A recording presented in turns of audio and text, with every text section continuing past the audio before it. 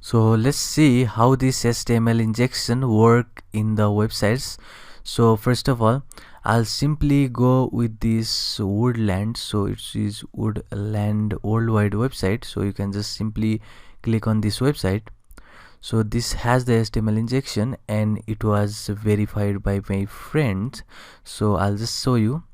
So what happens is whenever you just put anything in this search field or a post field, and if you just search here, and if that is just reflected in the page content, so what we had just written in this search was hey, and if you see in the left hand side, hey has been reflected over here. That means it may have the HTML injection. So let's see if it has or not. So if I just say yes, which is obviously the header, so I'll just say hey now again, and again close this tag, which is the HTML tag, and let's see if this executes or not. So you could see hey has been executed over here. That means it has the HTML injection. So that means we can now execute any HTML tag attribute in this website. So you could see we have just got this link, or where we just say hey over here. So it is a type of attack. So whenever just you reflect any content, or when you just manipulate the content, so here what we did was we just manipulate the content of the HTML web page. So we just change something with the hey, you can do anything, you can just change here to next. You can also make use a paragraph tag, and you can say that I am scientist or something like that, and close this again, the paragraph tag. And if I just press go again, and you could see it will reflect right over here. That means you are just changing the content of this HTML web page.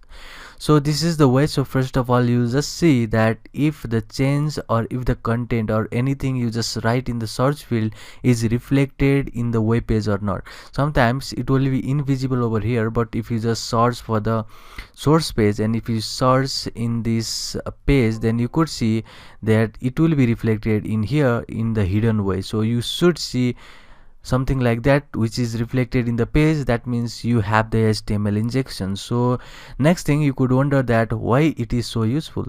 So you could see that you can use a href, which is basically the anchor tag. So it is very useful, because if I just made use of this now, so if I just say that something like http, and if I just retrieve them to bing.com or any websites, and if I just close this now, and if I just pass here click and close my anchor tag. So anchor tag is basically having this URL.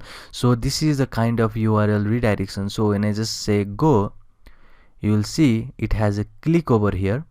So when I just say click, it will just redirect to me the bing.com. So this is very, very dangerous. So now we can just copy this link and give it to the new user.